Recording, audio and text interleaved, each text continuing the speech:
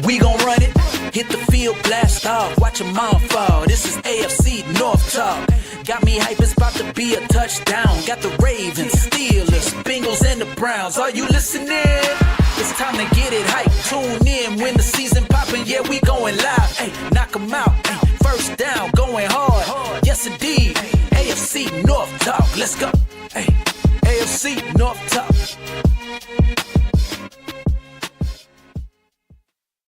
Welcome to another edition of AFC North Talk. Here we are. Apologies that last week some stuff came up and we couldn't do the show on the preview. But here we are, recapping this great week. It was a great week, great weekend. Didn't y'all have fun? I mean, I expected this to happen. Like I think we all did at one point or another, where we're like, yeah, this is no one's believing in the Steelers, and rightfully so. So I'm happy for you. Yeah, genuinely. The Bears. No, genuinely. Like I talked about it on Believe in Steelers, and I said, like, I would love to be mad because I'm surprised that the Steelers like did this, but I'm mad because I totally expected it, and of course the thing that we all expected to happen happened. I was hoping to be wrong, right? And it's just. It's very frustrating being a fan of this team, man. It sucks. Yeah, I think for me, man, it was a roller coaster. It's Joe Burrow's plan, then we get to Saturday, and yeah, what was up with that? By the way, I don't know. I don't know what happened. So like, Joe fully practiced. I think it was Friday. He spoke with the trainer, but was still practicing. So I'm like, okay. Then they were like, well, we'll know for sure on Saturday, because then his injury status went to questionable.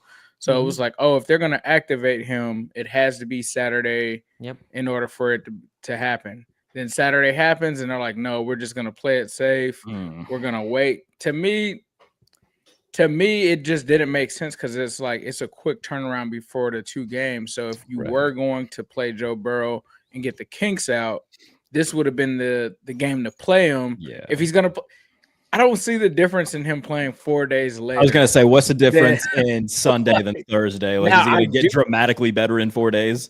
I do know that he said that he had some soreness, so I don't know if that played a factor and they were just trying to be cautious. I don't know. But that part of it was strange. But, you know, we'll get into the game later. I'll give my thoughts on that. But apparently he is going to play Thursday against the Ravens. Okay, so you know what? Let's start there. Since we start talking about the Bengals, let's start with that game. It is funny because me and Q said this maybe like 2 weeks ago that even though look, if y'all, I'm a very transparent person. How I was reading, I'm like, I'm hoping Joe Flacco has a great day and the Bengals lose. That's how I've been doing, right? I like Joe. This is, you know, I'm like, you know, hopefully he does his thing, but I know he tends to have this like little streaks. And like last week, he threw a pick six. Yeah. Well, the week before, I guess this is last week, but the week before he threw the pick six, and then this week again, Gino had that pick six. Great pick six, but like the offense, there's no there, which I was surprised because overall, even though I forgot it was 30, they still put 30 points, 7 or 6 versus the pick six, but I felt like the offense, something was there. I felt like the defense actually played well. At least just what I'm watching this game. I'm like, you know what, the defense doing their thing. I know they're not shutting down the Patriots, but overall, they're not bad, and you're hoping that offense was, you know, clicking, and there was not there. Eh? So what do you think was missing in this game for the O? Yeah, I think in this game, the defense, you have to give the defense their credit. They played extremely well for their standards in this game. I kind of talked about it before, though. I was like, this defense needs to have turnovers in order for them to play somewhat reasonable, and by reasonable, I mean 20 to 32. Like, I'm not expecting this is never going to be a defense on paper that's top 10, top 15. And that was one of the issues. So one of the things that they did during the bye week is they kind of changed the approach of the formations that they were lining up in. So before they were doing a lot of nickel, now they're doing more 3-4, so they're not getting killed as much in the run. You get Geno Stone with the big interception, and I thought, like, I was worried about this game coming in because this is the number 1 EPA passing attack in the NFL, and this is the Bengals defense that is historically bad. So I was expecting Drake May to have his way with this team. I mean, we're talking about Drake May as an MVP candidate. He came out in this game slow. They disrupted him really for the most part of this game. He had linemen in and out. I thought that we would have gotten more. We did get pressure, but we didn't get enough sacks, in my opinion. They did get one, but I thought that we would have gotten more. And I knew that that was the only weakness of the Patriots offense. From talking to Pats fans that week, they were talking about the offensive line and its issues. They also told me some of the issues tied to that was Drake May holding on to the ball. I'm like, you're speaking my language because I'm a Bengals fan. I've had a bad offensive line before. Sometimes they get blamed when sometimes it's Joe holding on to the ball too long and taking sacks. So for me, the issue wasn't the defense. Defense came out and did their thing. Joe Flacco, when he threw that pick six, the momentum just swung in that game. Like, I felt like the Bengals were going to be able to get up on them early. And when he threw it, and he threw it in the worst place to throw, you're in your own, you're about to score, and you're throwing it. And this is the second time in a row that we've seen a pick six this bad from Joe. Throws it right to the guy. You know, some people are talking about, oh, is the shoulder and this and that. I don't know, dog. Like, he has not looked like his. He does this. Since the bye week happened, he's gotten worse. Like, these last 2 games were probably his worst games as a Bengal. And I'm not going to put it all on him, right? Because there were still times where Joe Flacco had us in the game. He had the opportunity at the end of the game to try to make the comeback.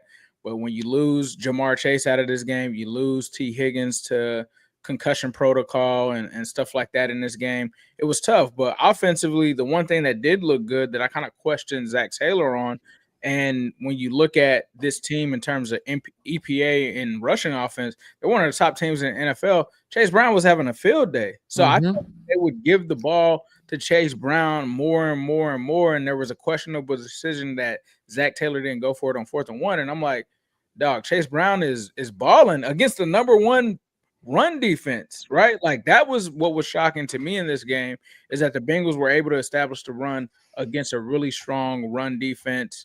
I got to tip my hat to the Patriots secondary at the end of the game. Carlton Davis just turned into Darrelle Revis out of nowhere and was just deflecting everything at the end of this game. It was an extremely competitive game, but like you said, Sonny, the offense just didn't have enough oomph from a passing perspective and a scoring perspective to come out of this game. Like, this was an offense at one point that looked like, when Flacco took over, at least the second and third game, that could score 30 in their sleep. Like, oh, all I got to do is go out there.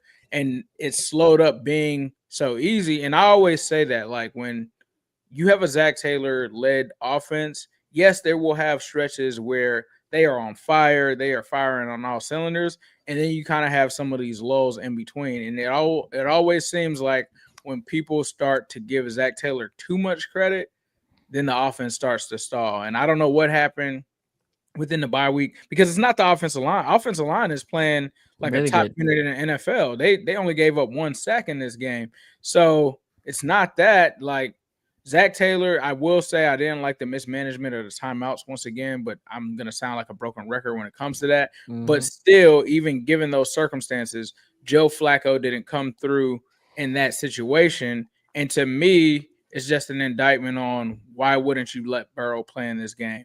Because obviously I'm playing Tuesday morning quarterback here, but it's like, if we lost to the Patriots by 6 and we had a chance to win the game at the end, you got to throw Joe Burrow out there in that situation and not Joe Flacco. And there were a lot of people that were debating this, and they were like, oh, is Joe Flacco just really that guy because he's doing the same stuff that Joe Burrow is doing without him being there? He's having 370-yard games and 4 touchdowns. Maybe the offense is just amazing. Maybe he's not Joe Burrow. I was telling people, like, even though Flacco was hot, I was like, if there is a chance that Joe Burrow can come back, you always go with Joe Burrow. And I think that the Bengals made a misstep and sticking with Flacco this week instead of going to Burrow. It was a competitive game, but at the end of the day, I'm the one that told you guys context doesn't matter. The end of the result is the Bengals are 3-8. And now you're getting Joe Burrow, and you have to literally win every single game from here on out to even have a chance of making the playoffs. And he's coming back off of an injury. So I thought that was a misstep by the Bengals just from an organizational standpoint to not start Joe Burrow this game. But they came out and they gave a good fight, but a good fight doesn't mean anything when you're 3-8. So kudos to the defense for definitely playing better. They're going to need them to step up that much. I mean, they had a fourth down goal line stand in this game. Like, I don't think I've seen that from this defense this entire season. So, you know, they made plays and they did their thing. DJ Turner is a stud, and it sucks that nobody's going to know that because his defense is so bad. But he had Stephon Diggs on lock. I mean, I think Joe Goodberry tweeted it out. He's like the second highest graded cornerback on PFF. He's only allowing like 46% completion percentage when he's targeted. Like, he's balling out. He's doing this thing, but it doesn't matter because the narrative is going to be you're 3-8. Your defense is historically bad, even though they played solid these last two games. But the Bengals just are what they are, and you're a 3-8 football team, and you're praying that Joe Burrow is going to be able to save you from the madness that has been this season. One thing also, Ace, that I was surprised. I know T. Higgins left in this game. That was a scary situation, by the way.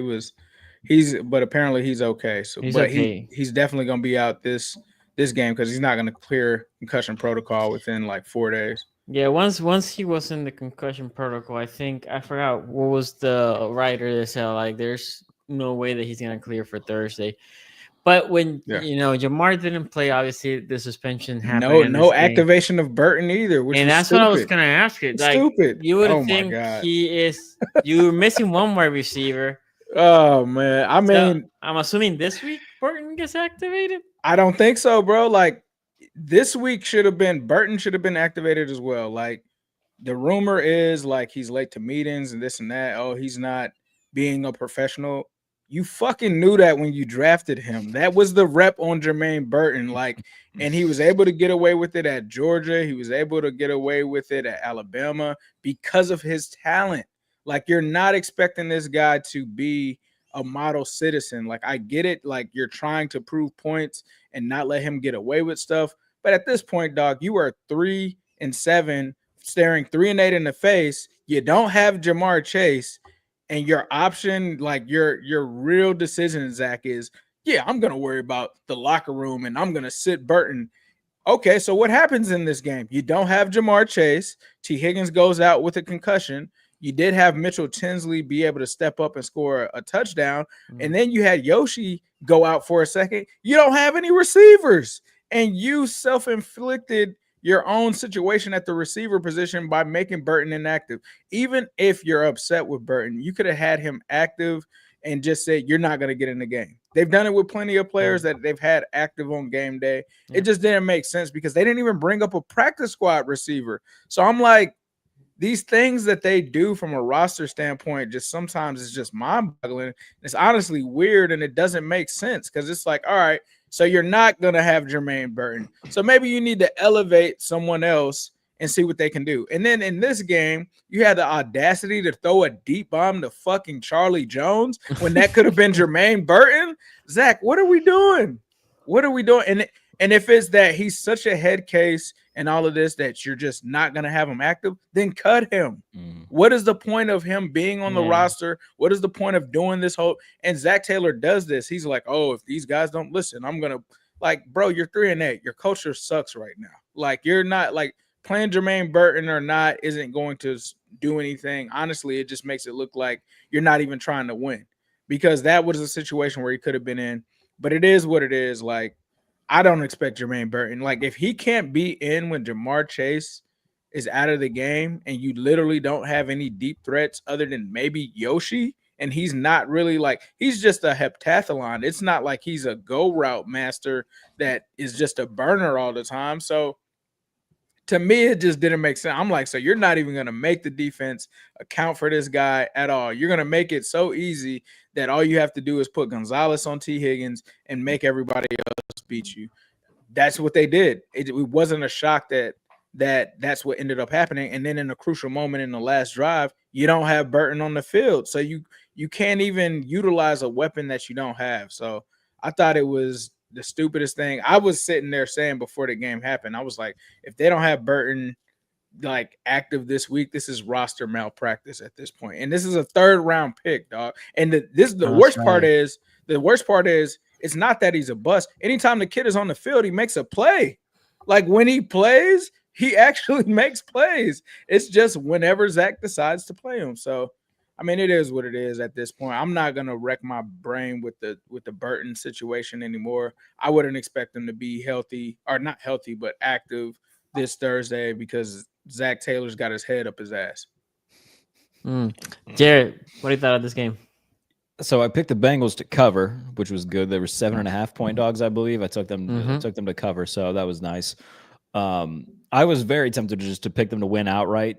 New England's a good team, but 9-2, they'd been on like this unbelievable tear. They're not just going to win out. Eventually, they're going to drop one. So I almost did it. And when Drake May threw the pick 6 to Geno Stone, I was like, maybe I should have done it. But they cleaned things up. Drake played better after the pick.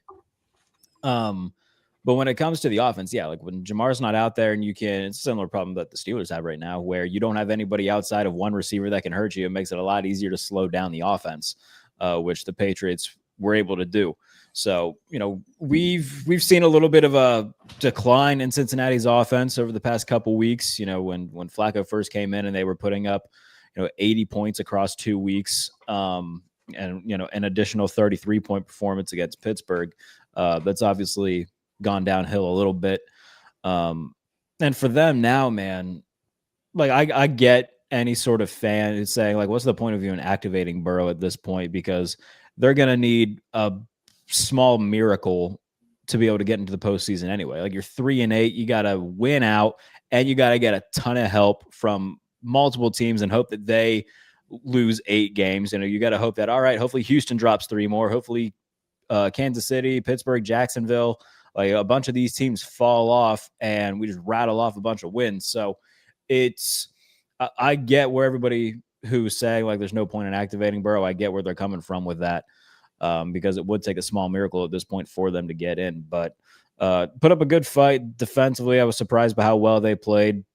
Just considering how good the Patriots offense has looked this season. So credit to them for that. But yeah, when you're 3-8, there's just not a lot to really go off in terms of moral victories or anything like that.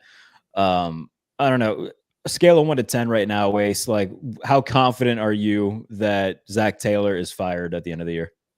Oh man, Joe Burrow's about to save his job, man. I mean, that's why some people are pissed as Bengals fans, because they're like, Joe's going to get out there, they win a few games, the narrative's going to be, oh, well, if we would have had Joe for most of the season, we would have been okay. Like everything would have been fine. Like, so my confidence level now, it really depends on how many games the Bengals win. Right. Like if the Bengals end up losing, let's just say they go 2-4, right? Then I think that there's probably a 7-8 chance that he gets fired. If the Bengals like win some games, go 4-2 or something like that, yeah, he's my confidence in him getting fired is -2. He's gonna be back, and especially because he's got another year left on his contract. Right. So a lot of people are like, oh, well, they don't want to have to pay for 2 coaches. And if you come back to that record and it's like, oh, the Bengals, just like last year, barely missed the playoffs or something like that, they're going to bring them back and they're going to put it on, oh, Burrow was hurt week 2. So, yeah. So there is a name that I would be interested if they were to fire Zach. Like one name that people might like scoff at first, but it would actually be a pretty solid hire. If Mike McCarthy wanted the Bengals job, that would be one that I would be like, all right. That sounds like white Marvin Lewis. Not going to lie to you. Hey, listen, buddy. The last 3 years, Marvin Lewis is crazy. in all 3 years that Dak was healthy in Dallas from start to finish or finished the season, they won 12 games 3 years in a row. They, he won a playoff game there. I think that he gets a little bit of a bad rap. Not saying that he's, the greatest coach of all time or anything like that, but I think it would be worth at least looking into. I think okay. I mean, I would. I'll be honest with you. I'm so desperate right now. I'd definitely take Mike McCarthy over Zach Taylor. I know you won the OC of the Bills, correct? Nope. I think that ship has sailed in terms of anybody wanting that. Yeah. Nobody wants him anymore, bro. He is not a hot. I never wanted. I never thought he was that guy. You guys know who? Get ready to learn Arkansas Razorback, buddy. Yeah, he's It's not. It wouldn't be somebody like him. I think. Unless you want Joe to just throw endless screen passes to Yoshi and give like 3rd and 3 reverses to Jahmyr that gets sniffed out and lose 6 yards. You don't want Joe Brady. Yeah, Joe Brady. I think what everybody's thinking of right now, because he's been kind of flirting back and forth with the Bengals, and it's been a guy that's come up for a while with them. We just never felt like we had the money to afford him. But now that he was in that hot water, somebody like John Gruden is a name that Bengals fans have been kind of tossing around. He's kind of been flirting with the Bengals, like, oh, I'm from Ohio. They should do this. They should be better than this. Dayton, Ohio. So somebody like him, I would think that the Bengals fans would probably want, but it would have to be obviously on a discount, and based on how he left the NFL, it could be that. I'm kind of torn on that because Gruden, like, from what I remember with Gruden, like with those Bucks teams, Raiders teams, and stuff like that, those players used to be old as shit on his roster. So I don't want him doing the whole like, oh, we're gonna go sign guys that are 35 and 34, and then we're the second oldest roster in the NFL. I just don't know, but I think whoever they bring in, some people are leaning defensive minded, some people are leading offensive minded. I just think that they got to get a better defensive coordinator for sure. But they'll probably lean more so offensive minded coach if they do move on from Zack Taylor. I just don't get the infatuation that so many people have with Gruden. Like we all saw what that Raiders tenure looked like. It wasn't good. The drafts weren't good. The team building wasn't good. He won the Super Bowl that he won was in 2003. We need to really. I think Drake May was born in 2002. We really gotta. I love him in the booth. Love him as an analyst and a personality. He's very funny and whatnot. But as a head coach in the NFL in 2025, no, thank you. Yeah. And really, with that team that he had with the Bucks, that wasn't even really his team. That was more Dungy's team. Yeah.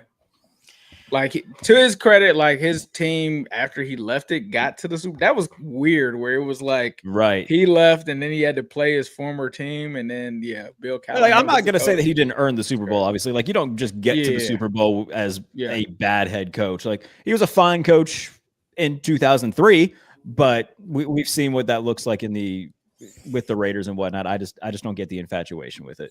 For sure. So Rouser V7 Dub says someone on the Browns had the under. I still don't get why they punted. What was the point in that? I don't know. Other than the fact that somebody had the under. We'll be talking about the Browns. We're trying to see if Q can make it, so we're leaving that game for the last. By the way, I have just you guys remind me. Kendrick Perkins, y'all know Mr. Kendrick Perkins. Oh yeah, I saw that. Oh, you saw this quote? Yep, I saw it. He said, Shadur Sanders, he's the most powerful black man since 2009, since Obama. I'm like, since Obama. And then he doubled down on it. And he said, forget black man. He's like the most influential or most important man right now.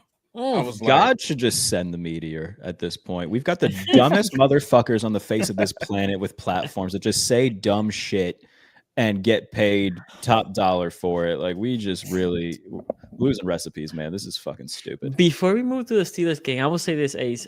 This also happened with with you, Jerry. I thought of you, Ace, when I was watching the Colts versus Kansas City. Jermaine Pratt was everywhere.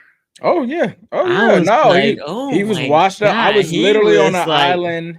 I was literally on an island by myself this summer and was like, hey guys, yes, Jermaine Pratt had a lot of missed tackles, so did everybody on the defense. I was like, he was still top 5 in the NFL in tackles. And I was like, I think that you at least need to. I think he's earned the right for you to see if he can have a bounce back season before moving on. And then what? 20 tackle game in that game. Lord. He was all over. I don't know. I don't know the stats. Because when the Ravens game finished, pretty sure it was a 20 tackle game, bro. Pretty sure. Trust me. Sure. I don't think the fourth quarter overtime, and he was like everywhere. Yeah, I don't think the Bengals have seen a 20 tackle game from anybody since Vontaze Burfict. He was the last one to have a 20 tackle game. He was balling. Anyway, I was watching the game. I was like, man, Ace probably is looking at. I don't know if we were watching that. No, I mean, I was. To me, it was like the point has already kind of been proven at this season because there were so many people in my mentions like, "What are you talking about? He's horrible and this and that." And I'm like, look at Demetrius Knight now. He's horrible. He's worse than Jermaine Pratt was last year. Look at Barrett Carter. He's worse than Jermaine Pratt was last year. Yeah. They have a higher missed tackle rate. You got two of these guys that are near the top of the league in missed tackles. So I didn't understand it because I know that players have up and down seasons. And it's like, from my standpoint, throwing a rookie out there is crazy anyway. But I'm like, you got to ease that transition. Unless it's a guy that's a surefire first rounder or fringe first rounder and Jahad Campbell or Carson Swessinger, you cannot trust this guy, Demetrius Knight, to just replace a veteran like that. And I was like, all right, even if you do want to replace Jermaine Pratt, bring him in, let them fight it out in camp, see if Jermaine Pratt looks bad or terrible or washed in the preseason, then you cut him. Nope. What did the Bengals do? Oh, and then the other part about it is Jermaine Pratt was cheap. It wasn't like you were paying him a bunch of money. Like the guy literally turned down a deal with the Steelers that was a higher offer to stay with the Bengals because of loyalty. So he was only making like $5 million a year as a linebacker. He took a steep discount. I thought Jermaine Pratt was going to be gone 2 years ago. So like, I'm like, it's not like you're paying this guy a lot of money. You got some uncertainties at the position. Why not play it out? Hey, Bengals did what they did. Now they need two linebackers. You don't just need one anymore. Now you need two. You still need two. Okay, so now, Jared, the Steelers game, when that fumble happened with Caleb Williams, I was like, and you guys were recovering, like, oh man, this is it. I had a 12-game parlay, which here we go.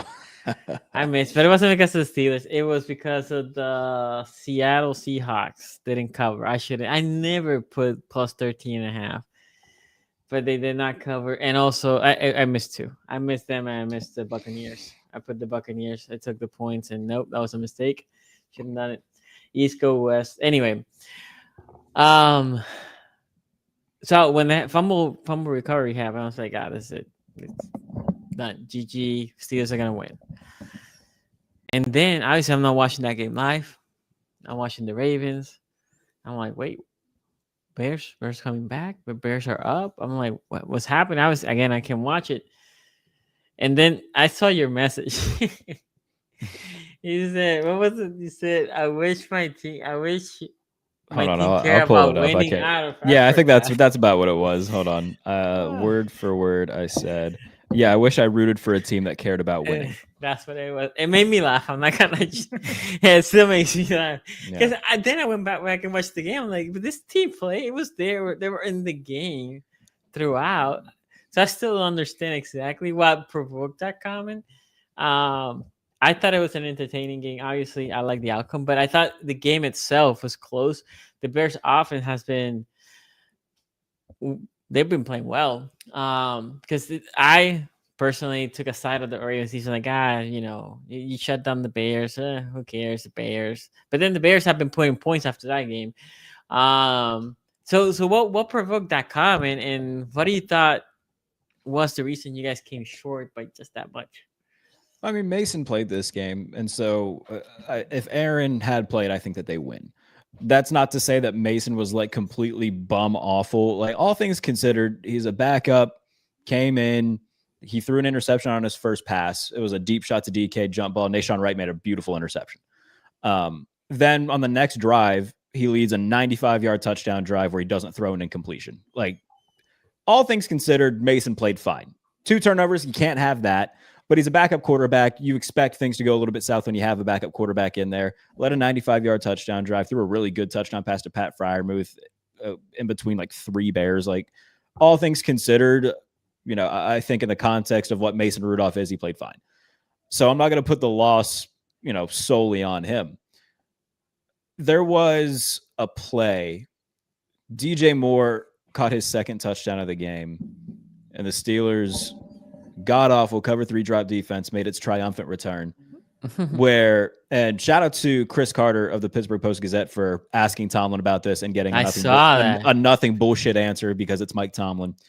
But they ran cover 3, and the Bears saw it. They had, I think, trips on a 1-by-3 set where 1 receiver on one side, 3 on the other. They ran 4 verts. There is no one within a 15-yard radius of DJ Moore. Caleb had the easiest touchdown pass of his life.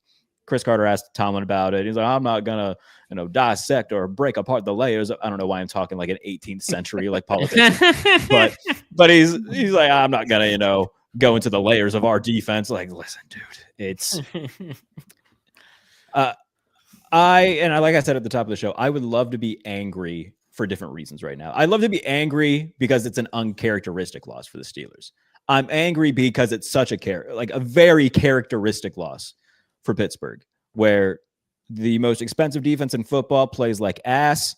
It's very evident that the scheme sucks, and it's not just, you know, people like me saying it. It's guys who are on the roster hinting at it. Patrick Queen was asked after the game, you know, about like, hey, why is the defense struggling? And he said, well, you know, he basically said the scheme. I'll have to pull up the exact quote from Nick Farabaugh of Penn Live. But Brandon Eccles hinted at the same thing. Like, we're all communicating. We're all on the same page. I think Peyton Wilson also said, yeah, you know, one play will look like the best defense in the world. The other we look completely lost. These are schematic issues. And it's frustrating because when they were 4-1, the Ravens were 1-5. You know, you have a 3.5 game lead. Jared, by the way, Paquin said schematic issues and poor player execution. There you go. You can't completely throw the coaching staff under the bus, so we had to throw. But I guess we didn't execute, but schematic issues to lead the way. So where was I going with this? You were saying that we were 1-5 and you guys were 4. When the Steelers are 4-1, the Ravens are 1-5. You know, I'm sitting here trying to have as much confidence as possible, saying there's no way they blow this. But like in the back of your head, especially after they lose to the Bengals, and it's just. I don't even know if I have the words for it, man. Like I've said it so many times, not just this year, but the year prior and the year before that. I just feel like a broken record, just like a lot of Steelers fans do, where, yeah, should have moved on from Tomlin. You should do it at the end of this year. They're not gonna. He'll be on the sideline week 1 of 2026. He'll be on the sideline week 1 of 2027. And nothing's going to change. It's the same shit over and over, which is why I say they don't care. They're not in the business of winning. They're in the business of entertainment. And until, you know, Rooney and whoever the hell can say, oh, yeah, we really want to end this playoff drought. Until you do something that fucking proves that, dude, and you make actual changes, that your words ring hollow. It's pathetic to no end. They're not in the business of winning games. They're in the business of, as long as 67,000 people show up to the stadium every week, they're content with that and they're perfectly happy with that. And, you know, there's plenty of people who was like, oh, you know, if Mike Tomlin is the guy, you know, you move on from Mike Tomlin, there's a very big chance that you don't hit on the right coach right away. Sure. The Eagles didn't. They moved on from Andy Reid after 5 NFC Championship game appearances and a Super Bowl appearances. And they said, look, man, this thing is just, we're not going to go any further with this. They brought in Chip Kelly. That didn't work. They had Chip Kelly in there. And they realized right away that was a massive mistake. And then they brought in Doug Peterson. And then Doug Peterson won a Super Bowl. Then Doug Peterson started to suck and they fired his ass. And I talked about this on Believe in Steelers. It's so incredible how vastly different the teams in the state of Pennsylvania are run. The Steelers care more about the perception of stability and continuity. Oh, we've only had 3 head coaches since 1960, whatever the fuck. Like, who gives a shit when you're not winning? And that's great that it worked in 1975. And it's great that it worked with Cowher and you had consistent success with Cowher. And a lot of people will point to it took him a long time to win a Super Bowl. And that's fair criticism. You know, Bill Cowher lost a lot of big games, but he never went this long without winning a playoff game. And the whole like non-losing season thing. No Steelers fan gives a shit about that. It's all like national people who bring that up. Frankly speaking, it means fuck all. It doesn't mean anything. Colin Cowherd made a good point talking about that today, where he said, yeah, you know who has the longest streak in the NBA without a losing season? The Clippers. And no one gives a shit about the Clippers. Wow. Is that true? Yeah, Cowherd said that today. So I got a good laugh out of that. Fresh cut Q. God, the fade looks good. I just literally came out the chair. Yeah, it looks great. So it's just it's fascinating how vastly different the Eagles and Steelers are run. Where the Eagles, as soon as they see something's wrong, they get rid of it. They start again. Doesn't matter if you just won a Super Bowl as Doug Peterson. Get out the building. We'll figure it out. We'll find somebody new. They bring in Nick Sirianni. They go to 2 more Super Bowls and win 1. The Steelers care more about the perception of stability and the tradition of not firing head coaches more than they do about winning games. And frankly speaking, Rooney is scared of failing. And you can't be scared of failing if you want to improve. The Patriots, they moved on from Bill Belichick, who won 6 goddamn Super Bowls. Yep. And they failed right away with Gerard Mayo, realized, crap. Yeah, we messed up there. Go get Mike Vrabel, and they're right back to being a powerhouse in the AFC. They have the best record in football. So it's just frustrating being a fan of this team because winning isn't important to them. Winning's not important to Art Rooney. Putting butts in seats is, and butts are always going to be in seats in Acrisure. And they're not going to make any sort of real changes. Every major coach will be back next year. Terrell Austin will be back as defensive coordinator. He'll be there. God. He'll be there. Don't worry. He'll be there. And I'm sure Tomlin will be fist deep in his ass, making him say whatever he wants to say and do whatever he wants to do. I know a lot of people are angry about Arthur Smith for the lack of throwing over the middle. That's another thing. I'm actually writing about this right now, doing a piece on it. I went back to 2018 and pulled about 10 different games from Ryan Tannehill, Desmond Ridder, and Marcus Mariota. Guys, when Arthur Smith got hired, the biggest question was, all right, who's the quarterback they're going to bring in that can utilize the middle of the field? And when they brought in Russ and Justin Fields, everybody was like, I don't know how this is going to work because Art likes to use the middle of the field. Do we think that all of a sudden Art just doesn't like using the middle of the field? This goes back to end of Big Ben. It happened with Kenny Pickett, Mitch Trubisky, Justin Fields, Russell Wilson, Aaron Rodgers now too, and Mason Rudolph. It happened with Randy Fiegner, Matt Canada, and now Arthur Smith. This isn't an Arthur Smith thing, guys. This is a Mike Tomlin's petrified of turning the ball over. So he's telling, hey, don't call anything that goes over the middle of the field. We're not doing that. It's Arthur Smith didn't wake up and decide that he hates calling plays that go over the middle of the field. It's everything goes back to the root issue being Mike Tomlin. Talked about it on here. I've talked about it everywhere forever. Steelers fans are in unison on this now at this point where Mike Tomlin's just the biggest problem, but we all recognize he's not going to leave. And we're just stuck as fans. This past week has been so depressing. I can hear it. I'm so it's not even anger. It's just succumbing to the fact that this team's going to suck as long as Tomlin's there. And by suck, I mean, yeah, they're not going to, only go 4-13. It's just going to be this mediocre bullshit that we've grown used to. 9-8, 10-7, go to the playoffs. Maybe you don't. Yep. If you do, you get your dicks kicked in by a good team, and then you repeat the process. No real changes will come. That's what it's going to be like until he decides he doesn't want to be there anymore. So it's frustrating, man. I truly wish that they cared, but they don't. So. I famously said on this show, you guys took Kenny Pickett. I said, welcome to the Andy Dalton experience. That is the Andy Dalton experience. It's not sucking. It's being not shitty enough to get the new quarterback. And it's settling for the 9-7, 9-8 seasons, going to the playoffs, losing in the first round, knowing that you just have no chance to win a Super Bowl. It's like the worst position to be in because when you're drafting, you're going to be in the 20s. You're not going to find your guy to replace him. It's literally going to take a disaster to happen. In Pittsburgh, Tomlin is too good of a coach for you guys to only have a season of 3 or 4 wins and to have that top 5, top 10 pick. It's just it's like in high school or in college, whenever you're friends with a lady and you really go for it. You're like, I'm going to get out of this friend zone. You you reveal how you feel. She just taps her hand and be like, I think our kids are going to be really good friends one day. And she's like, oh my God. Damn, that's very specific, Jesus Jerry. Christ! All right, well, that one. Yeah. What? Nasty. I mean, that didn't happen to me. Are you sure, Jerry? That was very specific. No, Just playing with you. no, your boy absolutely slayed in college. Oh, there you go. Go ahead, Ace. Nah, man, I think this one, when I heard that Aaron Rodgers wasn't going to play in this one, like, look, the one thing that the Bears can do is score the football. Like, I know that their record might seem that they're kind of inflated, and that may be true. But the one thing that this team has been able to do is score points. They were able to score in this one. They've also been kind of clutch in those moments. Like Caleb Williams has been able to deliver in those moments. For me, like Mason Rudolph, I don't think you can really blame him for this game. I think he still gave a pretty good performance. The issue was with him throwing passes over 10 plus yards, right? He did a lot of check down stuff. They only had one completion of 10 or more air yards. One of six. It was on the second drive to Ben Skoranek for 21 yards. Yeah, so that was the issue there. But given the circumstances for them to make a game out of this one, I know that there's no moral victories, right? Because the Ravens are on their heels and they lost the game.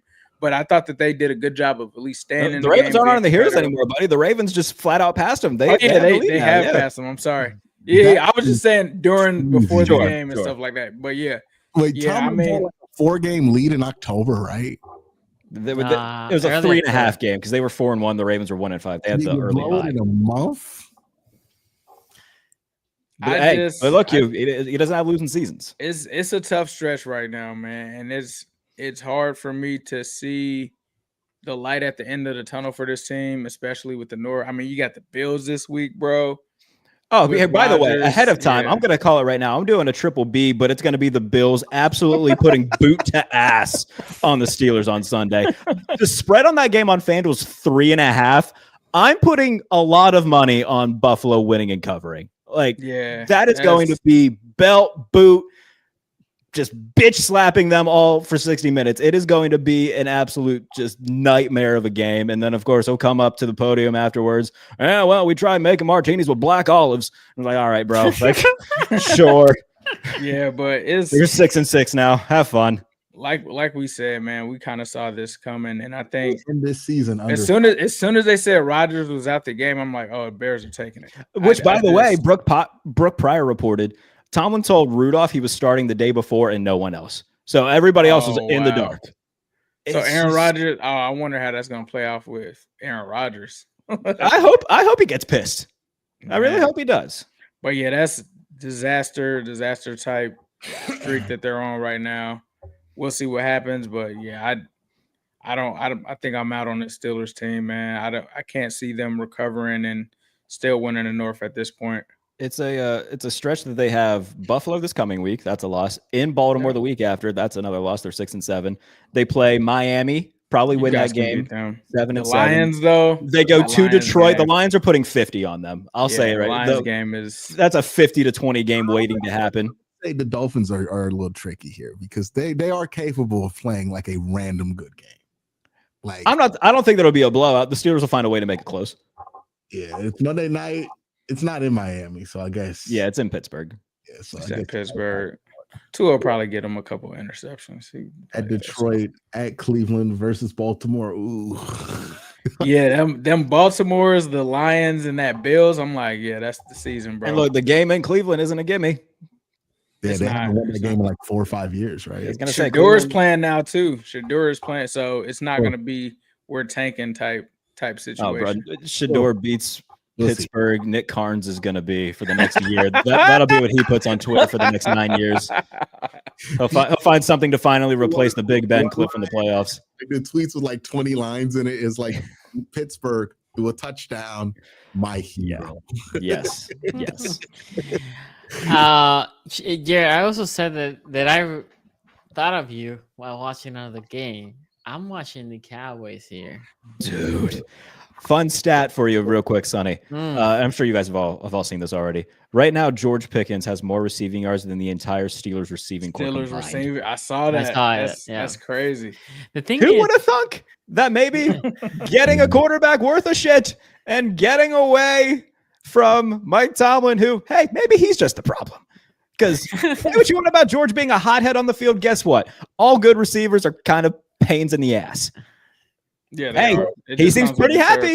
It just seems pretty happy.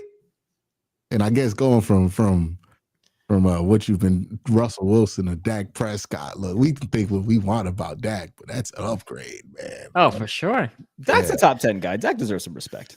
The thing is, we said in the offseason, or at least I remember saying, like, you got a more expensive George Pickens, right? More accomplished too. I didn't thought it was gonna be this fair. Oh, dude, George has been worlds better than DK. Is better than DK, bro. That's all for sure. And look, I thought they were about the same player. I will raise my hand and I will say I was wrong. I was somebody who defended the trade at the time, saying the same things that you just said, Sonny. All right, yeah, they wanted to get Pickens out of the building. If he's been a pain in the butt behind the scenes, you get a guy with a similar skill set who, at the time, DK, is more accomplished, in terms of the things that he's done. He's a multiple-time Pro Bowler. All right, that makes sense. Good trade. You get a third-round pick in return. You can maybe use that in a package to move up for a quarterback. Totally get it. I'm very wrong. George is the way that Brian Schottenheimer has used him. He's not just a slot guy who's running goes a boundary guy that's running goes. They're putting him in the slot. They're doing a bunch of different stuff with him all over the field, and he has taken every opportunity and run with it. And he's right now second in the NFL in receiving yards behind JSN. Like, legitimately could have an all-pro season this year. But God forbid, you couldn't keep him in the building. He's too much of a pain in the butt. Because as Dave Damashek's been saying, every great team that's ever won anything has all been with just complete saints and ne'er-do-wells of everything. So what about that? Where he's like, oh, if you take guys who are ready to go in the draft, you're afraid of doing the work. Ain't that like one of the I don't run away from coaching, dude. I just I can't stand it, dude. I really can't. Maybe the Eagles are onto something when it's like, all right, yeah, we'll just take the really good players from the best college team and put them in right away, and they'll probably be all right. It's just outsourcing, right? It's like, I trust the University of Georgia to find NFL talent, right? Like, it's just good outsourcing right there. I mean, the Bengals like to do that with like they go big brands, like big SEC schools. Like, they don't really go small school guys a ton. But yeah, it's interesting to see how each team goes about it. But yeah, this Steelers thing it's been interesting to watch. I mean, like, the collapse isn't coming. It's happening, dude. They've lost 4 or 6. Yeah. Like, this is the collapse. It did start this early, and there's probably not going to be a sufficient recovery. Like, it'll be 5 or 7 after Sunday. They look 9 and they look like what everybody makes a joke 9 and 8, 9 and 8. They love going 9. They might go fucking 9 and 8. Well, Jared's saying it might go 8 and 9. You know what I mean? Like, I don't know. They look 8 and 9 right now. Let's look at the rest of their schedule. I don't see 3 wins there. Buffalo lost. At Baltimore, I don't think they win in Baltimore. Nah, they're going to get Lamar gets like a bullshit touchdown at the end. It looks like an ass whooping. Yeah, going to be that. Like, the Dolphins, God forbid you guys lose to the freaking Dolphins. Right? It's in Pittsburgh too. Dolphins in Pittsburgh. I think they'll beat Miami. I think they beat Miami. What better introduction to your next franchise quarterback would there be than Tua? Oh my God, leaving one hell of an impression at the Acrisure, right? And they're like, we got to bring this guy back next year. Guys, you think I'm joking? If Mike Tomlin is the head coach in 2026 with Tua Tagovailoa as the quarterback, I can't do it. There's only so much a man can take. That'd be like when WCW was like, we gonna reboot Harlem Heat with Ahmed Johnson. It's like, oh God, no, stop. We're gonna Heidenreich's gonna join the Legion of Doom. It's like, oh my goodness, this is really bad. Let's see, the Detroit Lions. That's a lose that game, but good old fashioned ass whooping. Detroit's good to drop a game. Jahmyr Gibbs might have 300 yards of scrimmage in that game. Yeah, Jahmyr Gibbs. You reminded me. By the way, Jahmyr Gibbs, fuck you, buddy. Oh my God. I woke up. I thought I had my game in the bag. Right? 55 points. Are you fucking insane? It's just rude. You know, my friend, my roommate from college, he had Jamar Chase. I had traded Jamar Chase to him. Ja'Marr Chase gets suspended. We play the next week. It works perfectly. Lat McConkey's other wide receivers on bye. I'm thinking easy dub. Easy dub. And it was. I peeked at my thing. I was like, oh yeah, 90% win. Okay, I'm good. I get back off my post-game stuff. I look at the fucking app.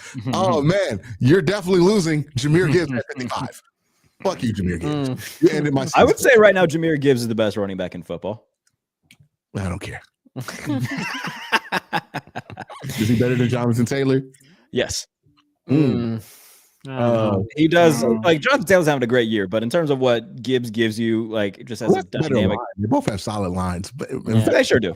Guys, invest in fat guys. If we learn anything from this week, the fat guys should get more money in football. Like just put the money on the fat guys. I don't want the Ravens to scout anybody under 280 this year. No, fat guys. 280. I told you, Q. Hey, once we're running a team, we're going to go to Wisconsin. We're getting nothing but at least 3 interior grass-fed Republicans with true social accounts to protect our quarterback. That's what we're doing.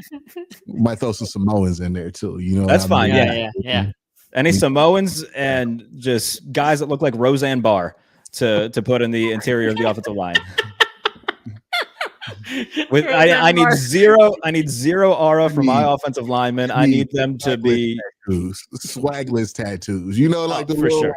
I need a barbed wire around the bicep. Yeah, like they look like you just got black scratches tattooed on your body. Yeah, I need that. You know what I mean? I need bowl cuts, and barbed wire tattoos for my guards. Look like you walk around in Wranglers and a fucking cut off flannel. Like that's what I need from my offensive line. I need you to dress like Steve Austin.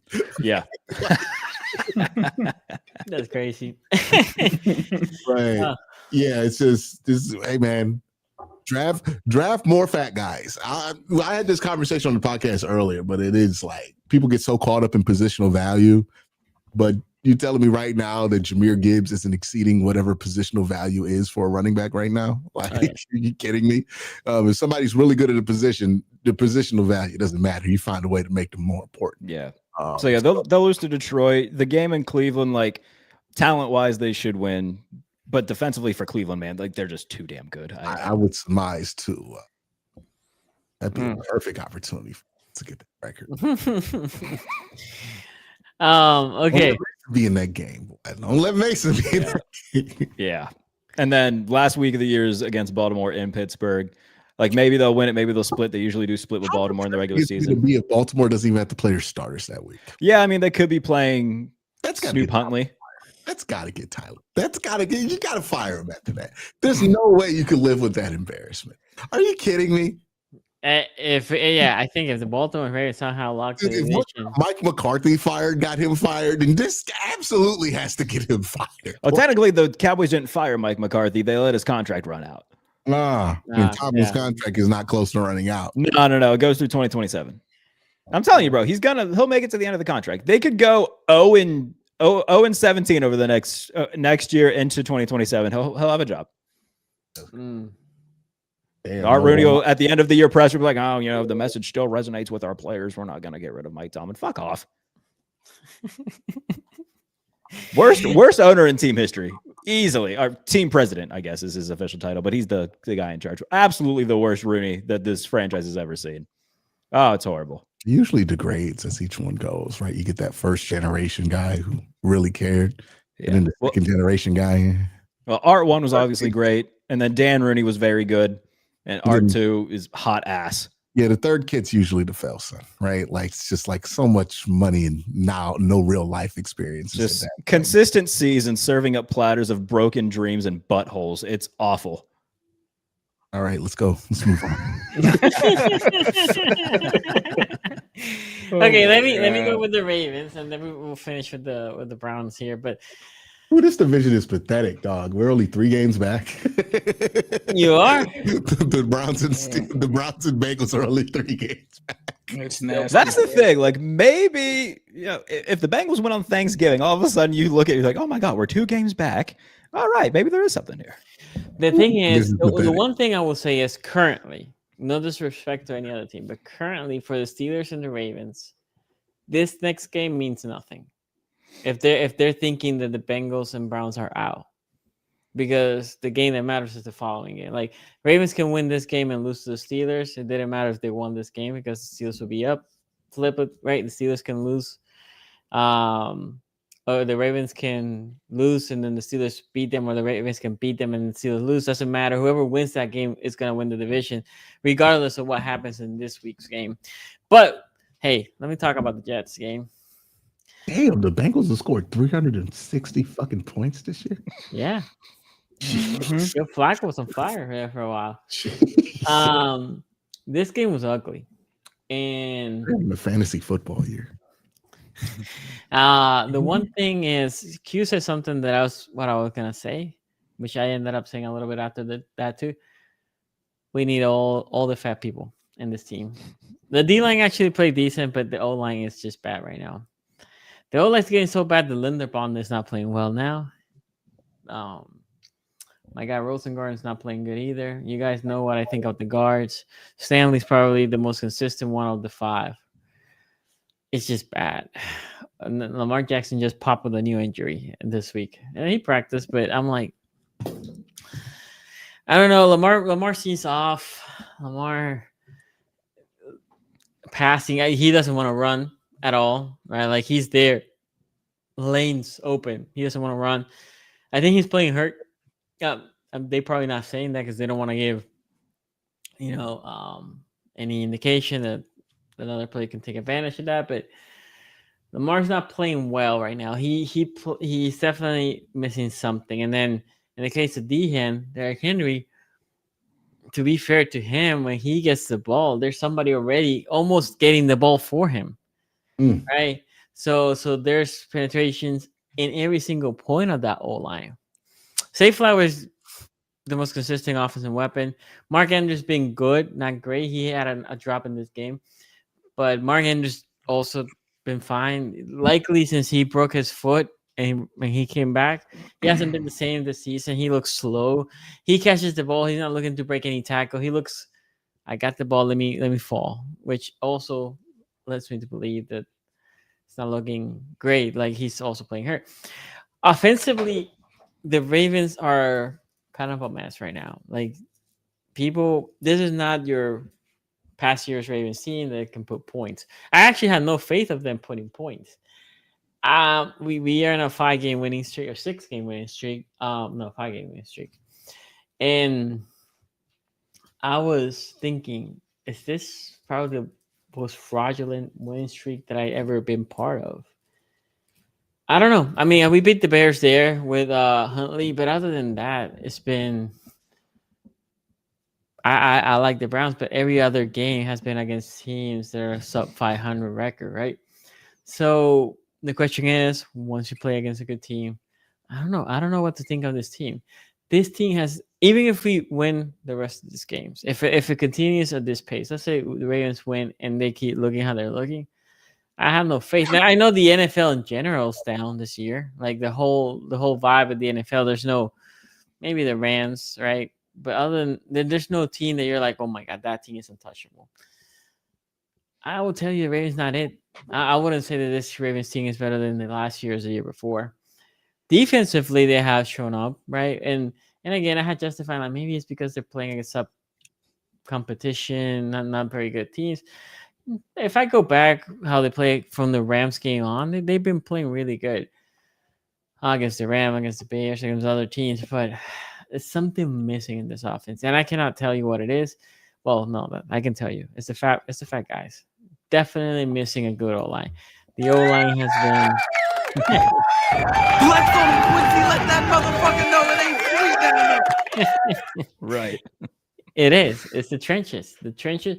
You can think about also the D-line, but the O-line is definitely worse, right? The D-line has been playing better, but the O-line is just nowhere to be found. There's regression all over this O-line. I think Linderbaum's costing himself some money. Like I said, Rosengarten not playing good. And Falele, look, Emory Jones just got activated, right? And I was like hoping here, is this the week that I see Falele? And then John Harbaugh, he entices us for the Thursday game saying, well, we might put Emery to play some starting snaps. I'm like, okay, will this be the week that I don't see Falele?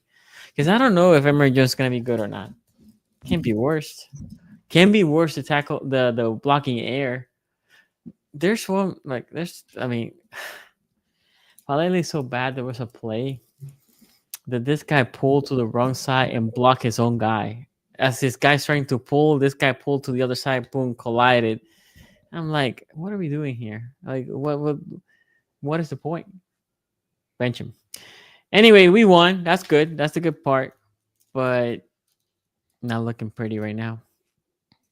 Anyway, that's it. This is such a boring watch. Like, oh my God. I had it on because, like, obviously, you know, wanted to talk about it for this, and I wanted to at least see what happened. It was in my quad box, but good Lord, watching that game was not fun. Offensively, like Derrick Henry, I know he had a pair of touchdowns in this game, but like has been largely a non-factor for the Ravens this season, where, you know, I don't know. I'm not saying he's fallen off a cliff or anything, but it's certainly, you know, from what we saw last year, not up to speed from what we're used to with him. 21 carries, 64 yards, good for about 3 yards a carry.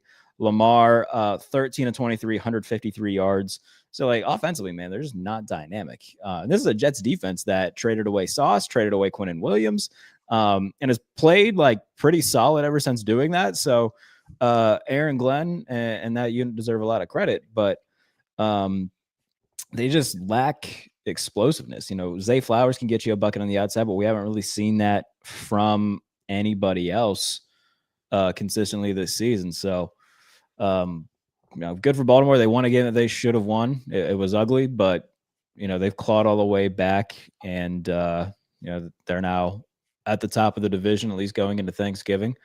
Not saying much about this division. Well, that's what I'm saying, bro. Like, it's like we joked about it happening, but like in the back of my head, I was like, fuck, really, like, you look at that schedule, it's probably going to happen where they just go on a little bit of a run.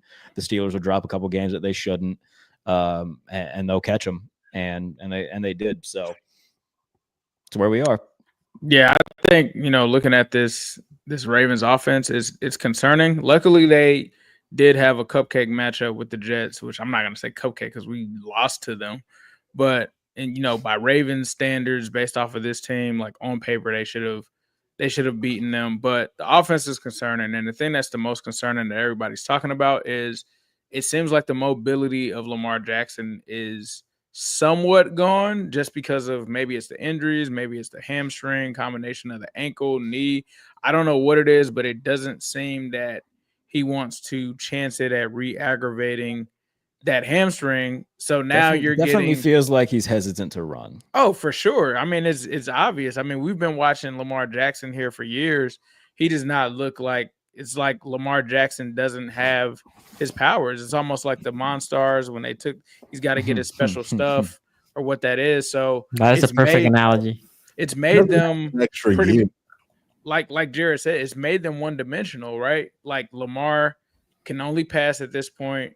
They can run the ball, but the dynamic of what makes the Ravens so unpredictable, so explosive, is Lamar being able to extend the play and make something happen where the defense is just on its heels. So that's something that I'm going to look at for going forward. You know, how are they going to respond offensively when you have to play a team like the Patriots, when you have to play a team like the Packers, when you have to play like teams that can score? I'm interested to see how that works. But the one thing I'll say is the Ravens defense, ever since they had that bad start, they have been playing like the Ravens defense should have been playing since then. I mean, I don't think the last time that they've given up 20 now, you have to go back a couple months to even find that. So they've returned to the standard of what they are on defense. Is that going to hold up for them the rest of the year? We'll have to see.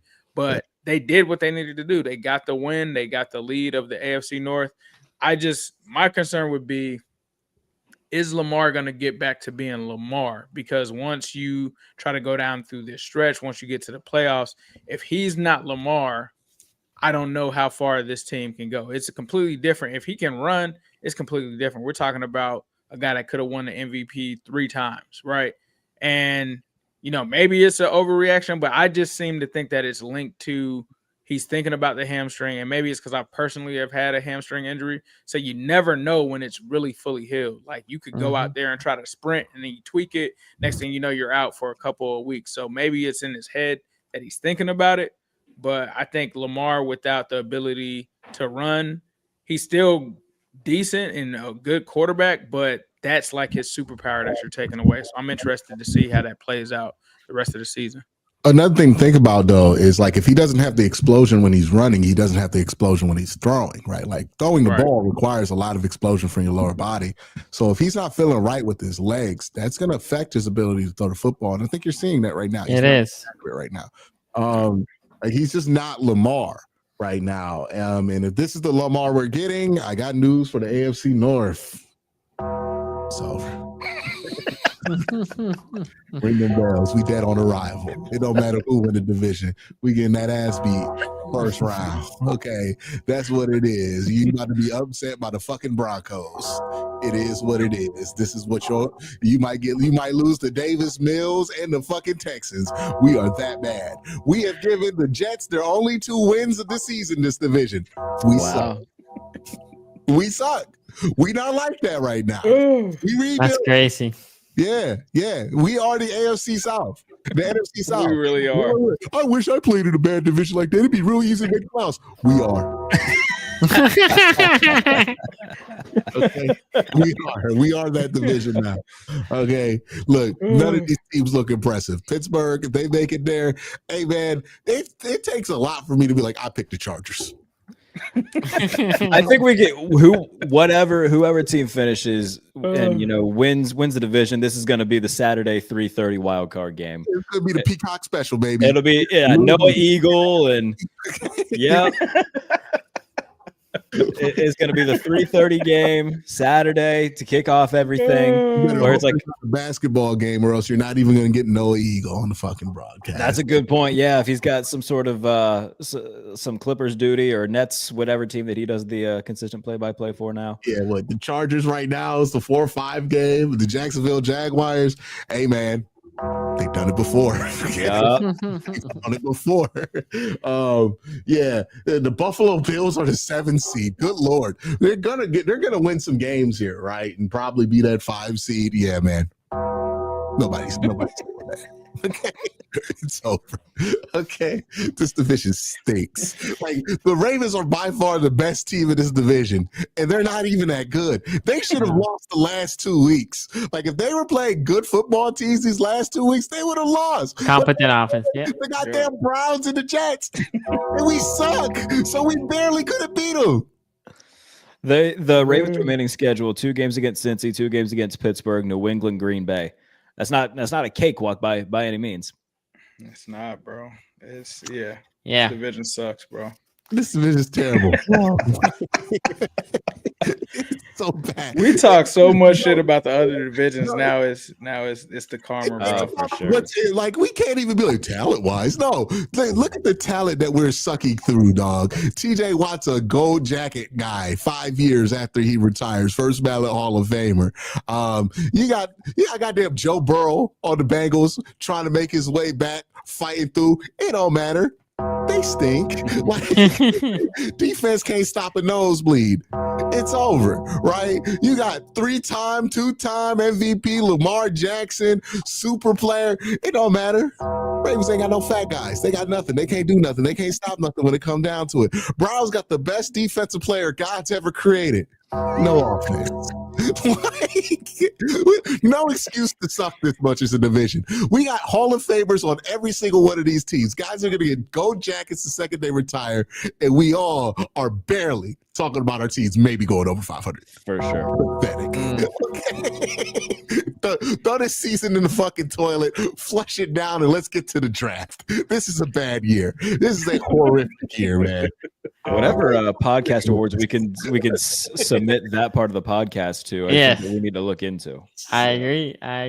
Sure. Okay, any more takes on the Any of our Ravens game? teams win on Thanksgiving. No fucking dinner. No chicken dinner for you. No turkey leg. I don't want to see you eat it. I've seen you play football all year. I'm tired of it. You know what I mean? Like, y'all suck. And lose to Pat Mahomes is a 6 seed or some shit like that. Right now, if the playoffs were today, the Ravens would be placing the Chargers. I think the Ravens. I got the Chargers. Oh no, I think the Ravens would win. Nah. Jim Harbaugh, he's finally going to get that win over John this time. 13 years too late. Okay, so Q, you weren't here when I said this. I'll read you the quote again, and then I'll let you speak on the Browns game. All right, Mr. Perkins. Kendrick Perkins. Oh God! I know you already saw that. Say you didn't see this? You haven't seen it? You haven't seen this? He's like, oh, Kevin Stefanski is like, no. It's a new one, my brother. I'm surprised you have not heard this one. Oh my God! What did this lame master say? He said, Shadur Sanders is the most influential black man since 2009. Since Barack Obama. Hey, Sonny, can you speak up? Cause I can't hear you over the sound of Kendrick Perkins just joking. You know what I mean? It's disgusting. It's graphic. This is a family show. Yeah, I know it is. My Apple Watch told me it's as loud as it gets. I'm sorry. That was just gross. I didn't know you were going to read porn on the show, Sonny. That was disgusting. What? Yes, what he said. Since Barack Obama, bro. Since Barack Obama. And then he doubled down and he said, forget black man, just man, period. Hold on, I got it right here. I fucking hate the internet, dude. Can we go back in 1999 and just like listen. Black man since 2009. You know what happened in 2009? Right. That's when President Obama got elected in office. He's the most powerful black man since 2009. You said you were sitting there watching the game in your house, and what you did? Influential. You ran with the TV. No, he said powerful. Right? What was you doing, DB? I was cheering. I was happy. You was cheering like a motherfucker. When Shadur Sanders is on the field, and when I say powerful because there's two sides of it, right? Think about it. Okay, you got the black community. He bringing the whole black community together. I ain't ran across one black person that done said one bad thing about Shedeur. Bro, I'm begging you, please turn it off. I can't do balance. He has the balance of that. I'm arrogant, but I'm humble too. Yeah, right? You have fun with this shit. And he having fun with the shit. And on top of that, y'all want me to say it ain't gonna happen. Yeah, he talking shit. I love that shit, bro. He's the most powerful black man in sports. Blitz on it. This is nuts. Matter of fact, black man, he's the most powerful player in sports. Powerful player in sports? No, LeBron. We have officially reached Good luck getting Shedeur off the field, dog. We have officially reached Black Tim Tebow. Look, man, I can't speak on the black community. I'm not a black man, but God fucking damn, dude. Like, what are we doing?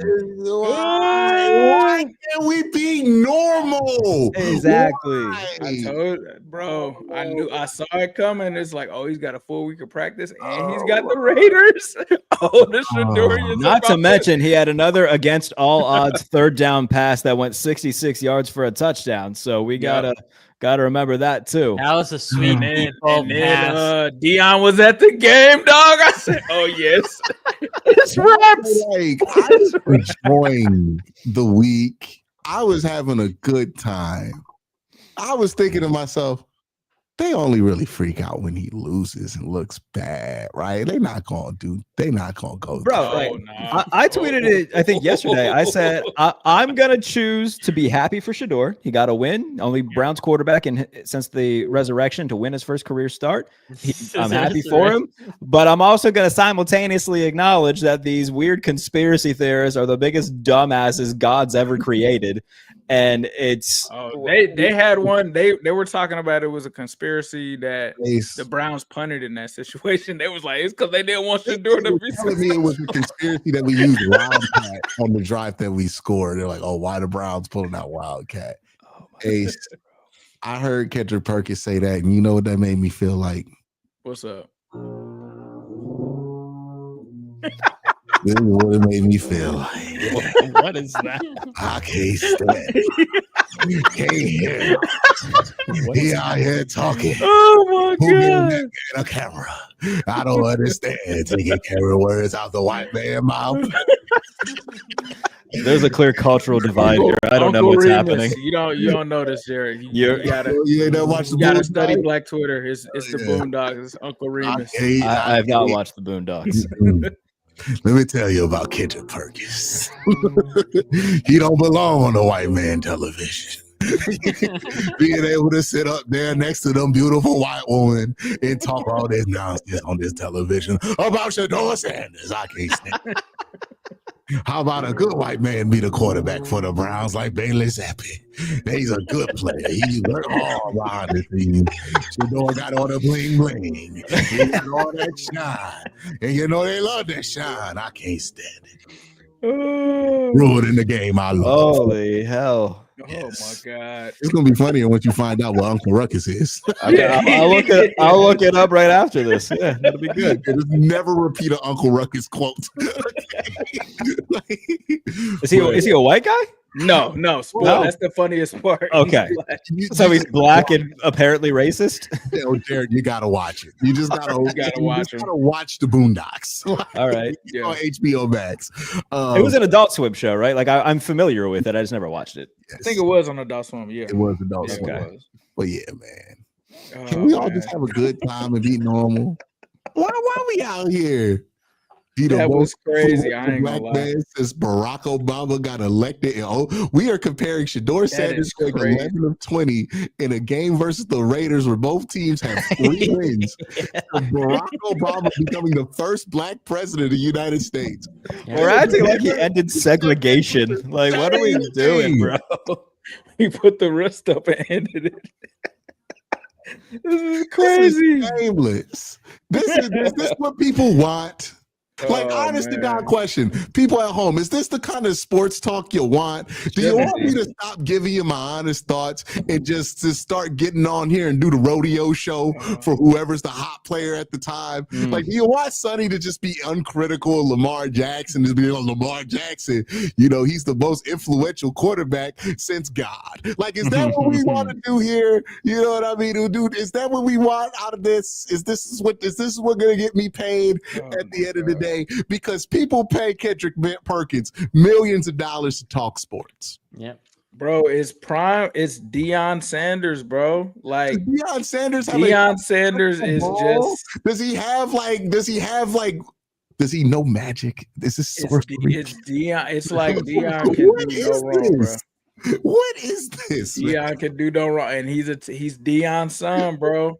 That is a power. When they showed Deion at the game, I said, "Oh, it's over." Shedeur is the most powerful black man in the country.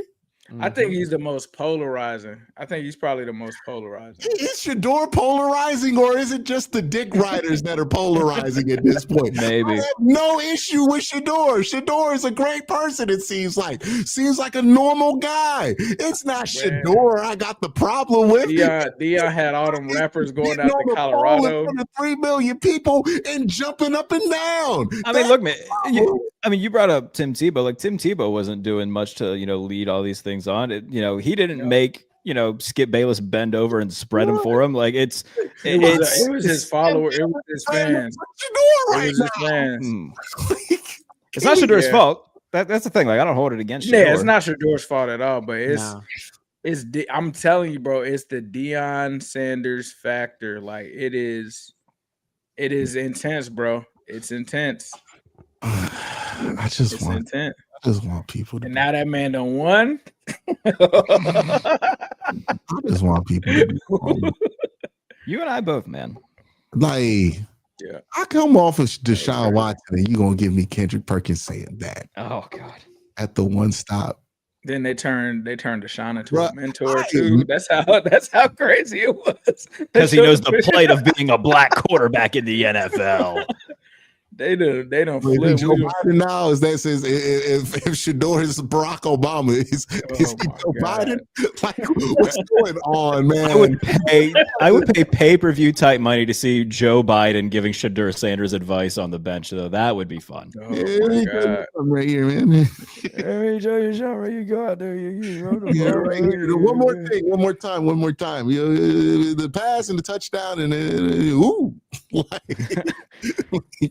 I would say he had two really good passes in this game. He did. He Really good passes. He did what he was supposed to do in that debut. The interception was nasty. First Browns I was like, who quarterback? are you throwing to? They got all the stats. They said he's the first Browns quarterback to win his debut Since 1999. Since 1999. since 1999. Yeah, somebody did it in 95. And the guy who did it, nobody knows. Who was it? It was some guy, man. It was okay. in 1995. I can't remember it. So he's the first since you guys relaunched the Browns then. Yeah, since 1999. And look, there's 13 quarterbacks that have tried. It's not irrelevant. And I think there is some stuff to be excited about with Shedeur. I hate having to preference this every time because it feels like when that right there is where the bar is set for the most extreme Shedeur take you could have. When that is the most extreme you could be, the middle is not in the middle anymore. You feel me? Like we are so far in hell right now with where this bar is that like me saying I think he could be good is hating. That's where we are. Like, because Kendrick Perkins on the other side talking about Just called him Obama. That was crazy. If he wins 2 games, is Martin Luther King next? And then the third is Rosa Parks. He coming from Malcolm X after this. Like, well, what are we doing? The motherfucker plays football. God forbid he wins a Super Bowl. There's going to be people advocating to put him on like the $20 bill. He wins the Super Bowl, he become president, and we're just going to live in Shadour's world. We're going to say put him on U.S. currency. Like, oh my God. Forget Harriet Tubman. We're putting Shadur Sanders on the 20. That's crazy. The defense was nice this game again.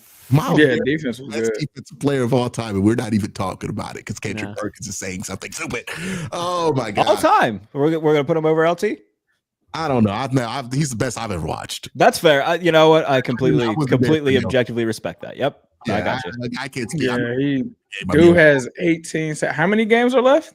Right, he's got 6 games left to get 4.5 sacks. Yeah, he's pretty good. He might get that next game. We're gonna get him ready.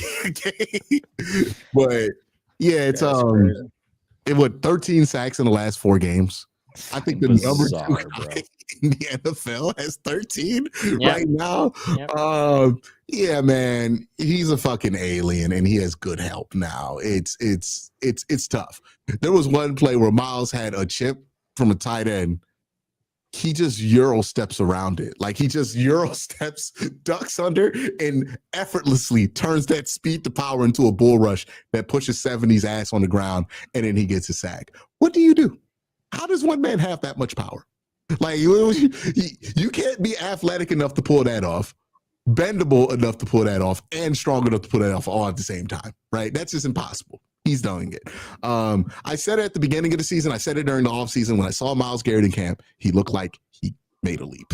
He looked like he's playing the best football he's ever have. It looks like that prognosis was correct. Mason Graham, I think he's playing some excellent football. People sleep on defensive tackle play. Let me tell you who's not. Myles Garrett, because he's loving having Mason Graham next to him. And Mason Graham's really finding his own. Look, in 2 years, when he has his grown man strength to go with the fact that he can already win with his hands, already win with his bend, already win with his knowledge of angles, he's gonna be a fucking monster, right? You know, so the help around Myles is just getting started, right? Isaiah McGuire, 9 pressures in that game. He's really good. Alex Wright didn't even play in that game. He's really good. And he's young. He's 25, right? Mike Hall, I thought he had some really nice moments in that game as well. Another super young guy. I think he's only 22 years old.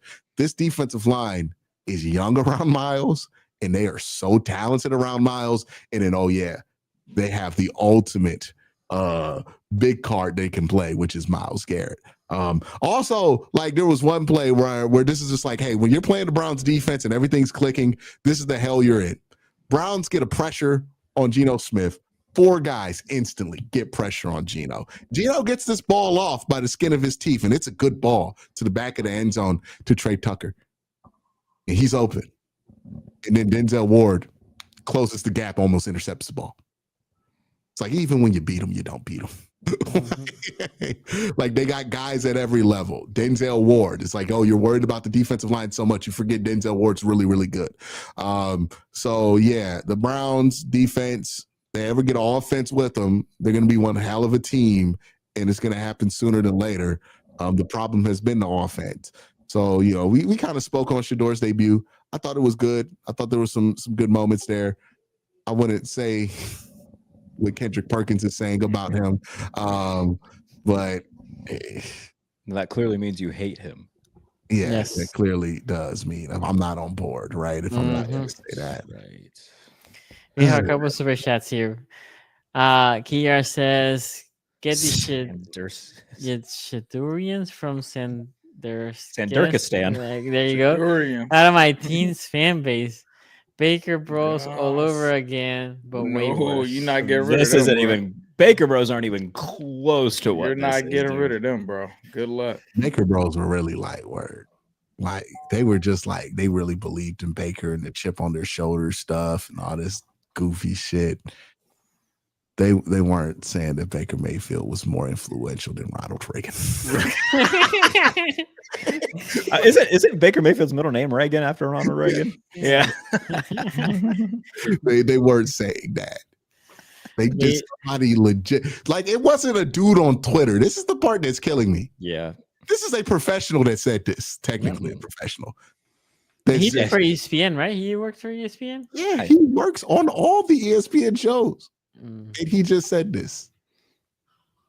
Oh, we need 3-day background checks for mics. We need them. We need you should have to have like some sort of license at this point and certifications to be able to. I need you to do at least 4 years in a communications broadcast film. Yeah. Like, it's not going to stop Perk because I think Perk got his degree. But hey, man. Shit. Well, there goes my master plan.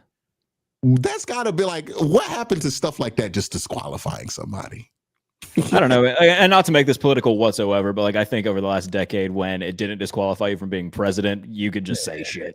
Just say whatever. You can just say shit. Yeah, but man, like, you know, this should really like stop you from being taken seriously. It should be, but like sports media, mainstream. Yeah, it's the Perk's whole thing is that people don't take them seriously. Mainstream sports media has just become pro wrestling, and that's not what I want in sports media. I want pro wrestling to be pro wrestling. Yeah, I don't want, you know, a once really awesome thing to become just dramatized, over the top bullshit. Yeah. Tony Khan save us. Tony Khan buys ESPN. Tony Khan start something. We need somebody to throw some money at something else, or somebody to reform CBS or something. Please, God, we're in hell when it comes to sport. Is this what people want? I'd like to think it's not. I never watched Perk. I just saw it on Twitter. I was like, damn. Yeah, man. If I got the ESPN and they were like, "Hey, we need you to do more stuff like Perk," I think I'm retiring. Like, I think that kills my love for the game. Yeah, okay. Fuck this. Like, cool. I'm done. So, Bader up says, Batter, thank you. Steelers record since Tomlin, Andrew Berry, quote 2-4. Browns record since Tomlin, Andrew Berry, quote 2-3. That's the Flacco quote. Remember? Yeah. I've said all I can really say. Like, I don't even like going on tangents anymore about Tomlin because, like, I've said it so much, and like everybody else who I would say confidently, 80% of Steelers fans think that they should fire him. I think legitimately 80. Maybe I'm in over my head there. Maybe that's a crazy number, but for at least the people that interact with me on Twitter and whatnot, people who didn't used to think that way have begun to think that way. I think that number has certainly grown. So I'm going to keep saying it because like it's how I feel, but it all feels moot because like we know We know he's not going anywhere. Okay. Well, if nobody else has anything else to say about the Shedeur and the Browns. Well, I mean, I think I kind of saw this coming, dog. Like, can we please talk about Miles? Miles. It sucks because I don't mean to cut you off, Ace. I can't even look at the TJ Watt Miles Garrett battle and be like, oh, TJ's doing well. TJ hasn't done shit. Talk about this more. I'm going to end up hating the boy, and I don't want to. I mean, I think the Shedeur area or the era has started, man, for better or for worse. Wish the kid the best of luck. Don't wish for him to fail or anything, but it's gonna be a media circus, bro, because it's Dion. It's not Shedeur. It's the fact that he's Dion's son. He's gonna be someone that people have a microscope under. And they're gonna talk about every single thing that he does. But I think in this game, like you guys said, he did what he needed to do. Got the win. The offense, he got the offense to score when they needed him to. Defense we already know that they're going to do their thing. Miles was amazing in this game. I mean, it was Geno Smith versus the Browns defense. I feel like we knew how this was going to go just from looking at it from that standpoint. Geno got Chip Kelly fired. Chip Kelly got fired.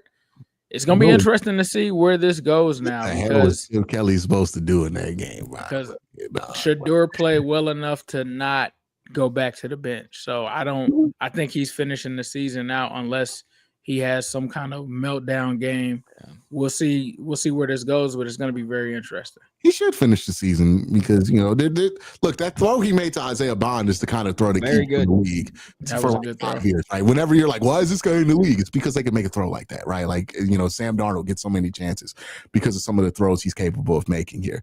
So that throw is going to that's going to raise eyebrows, right? It's a really, really nice throw. It's not a throw that you can get off somebody who can be on the waiver wire, right? No. So he's going to get some opportunity here. I think the big thing is consistency, right? If we really want to break down the performance, there was a lot of repetition, right, in that performance when it comes to what the Browns were calling and what they were comfortable with going to.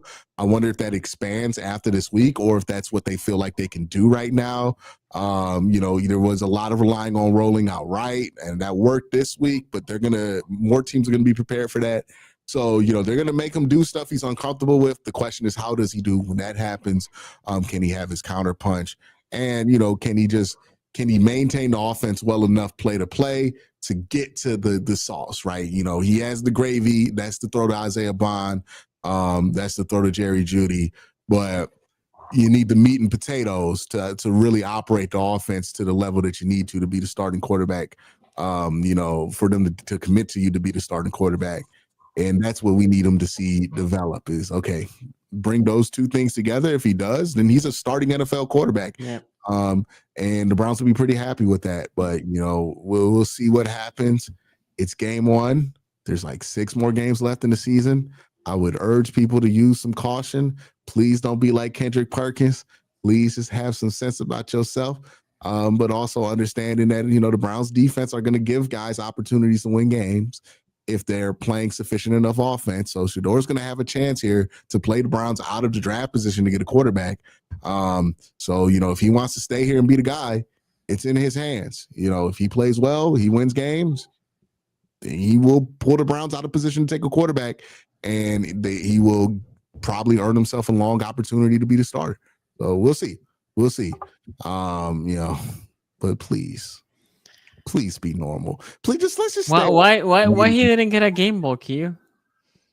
Oh, I forgot about those people. They did. Yeah, they did get mad that he didn't get the game ball. Just stay off social media, man. Just I think that was Shannon Sharp. I did see that. Shannon Sharp was Q's about the in all fairness, LeBron deserves the greatness, but this is how the LeBron fans, this is how they were when he went anywhere. That's how it is, bro. Yeah, but it's LeBron. You can understand why people forget about LeBron. This is like when people are like, "Why didn't Bronny get a game ball?" And it's like, "Why didn't dog? Why didn't Bronny get a game ball?" They got the fucking ball. It's not a big deal. But yeah, man, game ball controversies. Look, I can't stop people from being stupid over stupid shit. All I can say is that if you know better, try to listen to people who have been pretty fair about this whole thing and just not caught up in the nonsense, because it's real easy to get caught up in it. And you know, that's what I'm trying to do. I'm just trying to evaluate the man as a football player, right? That's all. Right. That's all I want to do is evaluate him, good or bad. And you know, this was a good week for him. Hopefully next week would be a better week for him. But we'll see. We got a lot of football to play. Hey, look, Dylan Gabriel's first start wasn't bad either. 5 weeks later, everybody thinks he's the worst fucking quarterback to ever exist. So it's like, let's get time to be a factor here and see how we feel after he plays a few games. Yeah, you know, solid start for Shedeur. First quarterback to win their start as a rookie. Got to give him credit for that. Now let's move on to the next game.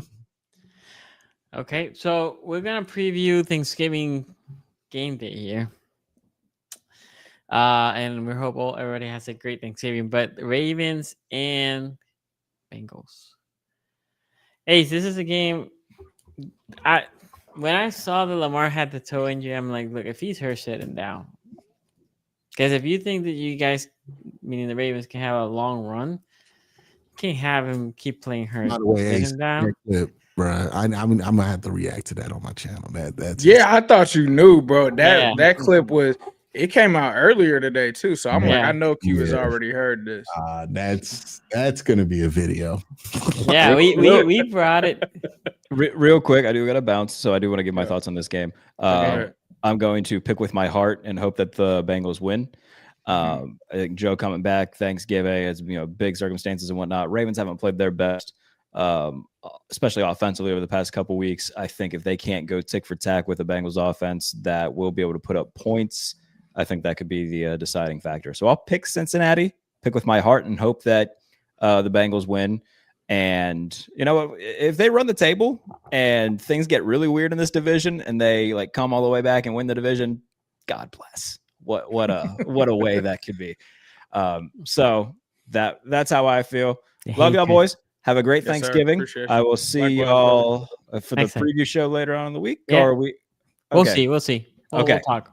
But, we were gonna try to start doing some of that now, just in case things get crazy with. Right. But appreciate everybody for tuning in as always. We'll see y'all soon. Appreciate y'all, boys. I'll see you soon. See you, bro. So going back, what I was saying is, if Lamar was a little hurt, I was like, you know what? I'm not trying to diminish the Bengals. You can take a loss against the Bengals because you're still up like 2 more games over them. The Steelers is the one team that you cannot take a loss currently. Unless maybe in 2 weeks you cannot take a loss against the Bengals, but currently, right? Yeah. So I was like, if he's hurt, you know, but he says he's okay. I'm like, okay, you say you're okay. Like you said earlier, Ace, he looks like the Monstars came and drank some of that juice. He's off. Aiming his throw, he's off. The one good thing is the Bengals pressure is non-existent. Trey Henderson's not playing. Right? That's what has been affected against the Ravens. If you're gonna give him time, he's still gonna pick you apart. I'm actually excited for the matchup on the defensive side because, you know, Joe Burrow is Joe Burrow. Ja'Marr Chase is the best receiver in the league. We haven't faced that this year. Like that level of quarterback with that level of receiver. Good tight ends, you know, Yosivas is a pretty good number 2. You know, I know T. Higgins not here or it won't play for this game. But I don't know. I'm excited to see what can my defense do.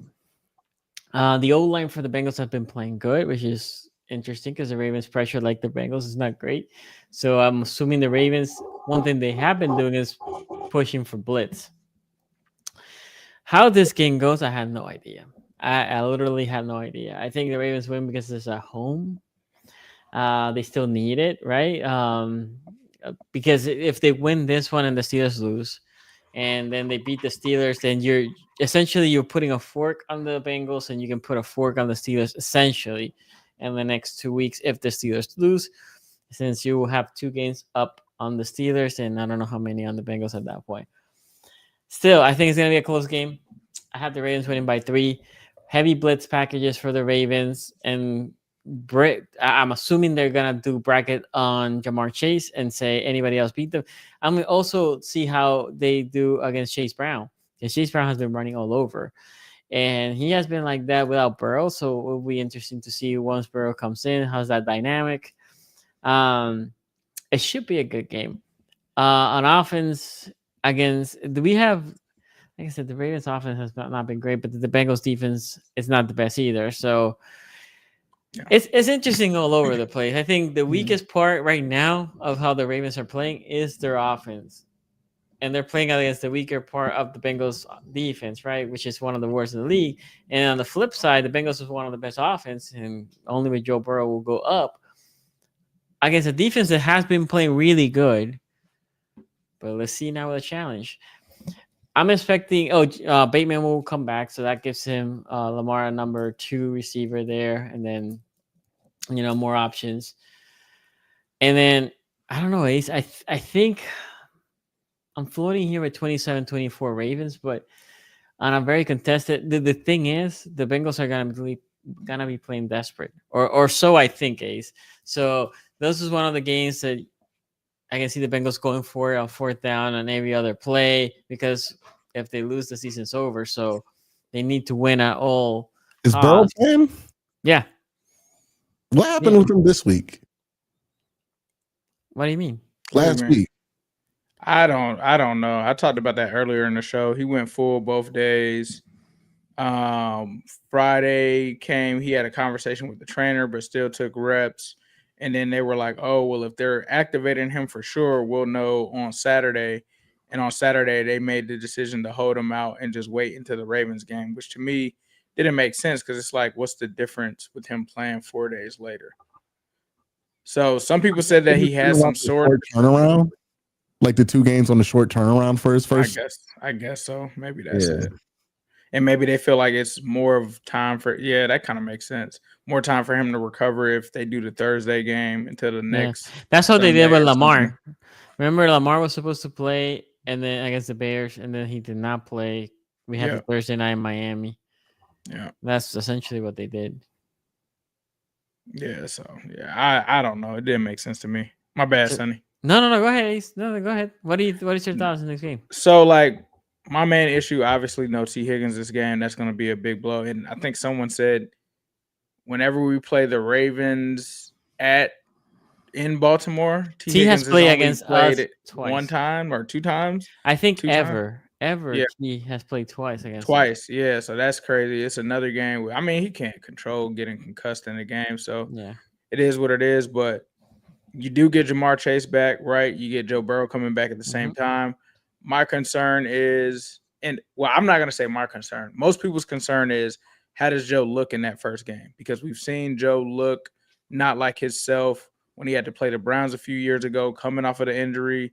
And he's done that a couple of times, right? When he's coming off of the injuries, he's looked slow and looks like he's not himself. And people are wondering if he's going to be that. Now, there was one time where he immediately week 1 did not show any signs of rust. That was the Super Bowl year. So against the Vikings, he came out. His first pass was like a bomb to Ja'Marr Chase, touchdown. I think he had about 200 yards, 2 touchdowns, no interceptions. He looked sharp that game. The other ones, he struggled. The Browns game, he struggled. There was another game, I can't exactly recall it, but he started off slow in that game as well. So the concern is, if he has a game like that, can they beat the Ravens? Because obviously the Ravens have, even though we're talking about the struggles of Lamar, it's still a offense that can be explosive. They still have Derrick Henry. They still have Keaton Mitchell. They still have Zay Flowers. They still have Mark Andrews, who's showing that he's still got some left in the tank, right? So this team can still score points on you, and this hasn't been a good Bengals defense. Now, lately they've played better, but they haven't gone against an offense like the Ravens as it stands right now. So there's a lot of question marks. But at this point in time, like, every game now is the Bengals playoffs start today. They're 3-8. I mean, the only way you have any kind of chance of making any type of run is if you just run the table, as Jared said. That's going to be a tall order, but it has to start against the Ravens. You got to try to make sure that you get another divisional victory. If it is a situation where you got 3 teams tied at 9-8, you got to have this one. I think Joe Burrow is going to be ready for this game. I think it's going to be interesting to see how it plays out. The interesting thing as well is Lamar's mobility, how that plays out in the game. I'd like to see, what happens from that standpoint. Obviously, I'm going to go with the Bengals because if I lose this game, our season's over. So I'm going to take the Bengals in this one. But there are, like, being a realist, you have to look at it two ways. Either Joe Burrow comes out and looks like he hasn't missed a beat, or he comes out slow, and that could be a reason that the Bengals lose this game, which is why I felt like Joe Burrow should have played Sunday, because then you kind of see where he's at, the field, knock the rust off. Like, you don't want to be knocking rust off against a team like the Ravens. That's just not a team. I think Q even said it, like, you don't want to throw Shedeur out there early against the Ravens. Like that's not the team that you want to just be like, yeah, dog, you know what? For your first game back, go play the Ravens. Like, and as good as, the Patriots are, still the Baltimore Ravens. It's still a much more physical brand of football. That's a team that's ultra familiar with you and your tendencies and what you're going to want to do. And prepared to play you when you're injured and when they've played again. Like they're going to be way more prepared than a team that plays you like once every 4 years is going to be. And I think the interesting thing is Joe's not going to be mobile either, because that's with him coming back this early. They don't have issues with him planting his feet and throwing. It's going to be, running outside of the pocket and stuff like that. So I don't think he's not going to be able to do that in this game, which is, not the true Joe Burrow experience, but it'll be interesting to see, is he going to try to change his game to play, ironically, like Joe Flacco, just being that statue in the pocket and just throwing from the pocket and being a pocket passer and getting rid of it when the play just isn't there. So it's going to be interesting to watch. I am excited to see Burrow again, because I haven't seen him since week 2, bro. I haven't had hope since week 2. Like, even with Flacco doing his thing, I still was like, it's not Joe Burrow. So we'll see what that means and how much that means coming up in 2 days. But I'm anxious to see what this team looks like. The downside of that is if Joe Burrow wins a couple of games, and I said this earlier, Q, then Zack Taylor's coming back. So I don't know how I feel about that. Like, the Zack we'll see. The return of the Zack. Oh my God. Yes, sir. What do you think, Q? Of this game, the Baltimore Ravens versus the Bengals. Both quarterbacks look like they're going to be hurt coming into it. Both quarterbacks look affected. Like, maybe this is finally when Lamar starts to look like Lamar again. If he doesn't, I do wonder how many points the Bengals are really going to be able to put up this week with Joe not being fully back to who he is. And I wonder if there's a controversy of, did we go back to Joe too soon? I think this is going to be a close game. I think it's going to be low scoring. I think it's going to be ugly.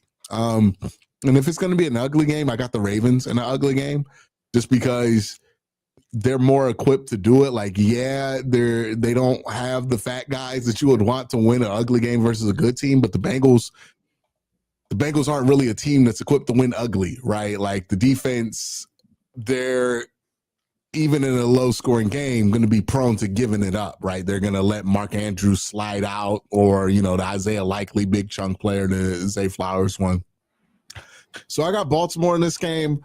That being said, I think we're going to all walk away not very impressed with the division because, again, it's over. Okay, so rapid fire here. Let's go with the next 2 games, and then we can finish it up. Let's go Bills Steelers, since already that's gonna be a short one for me, man. Bills Bills are taking them out, man. I don't have any analysis on it. The Bills are just a better football team, I think, at this point than the Steelers. This is in Buffalo, or this is in Pittsburgh. Yeah, I still like the Bills in this one. Josh Allen against that defense, I don't know if they're going to be able to match him.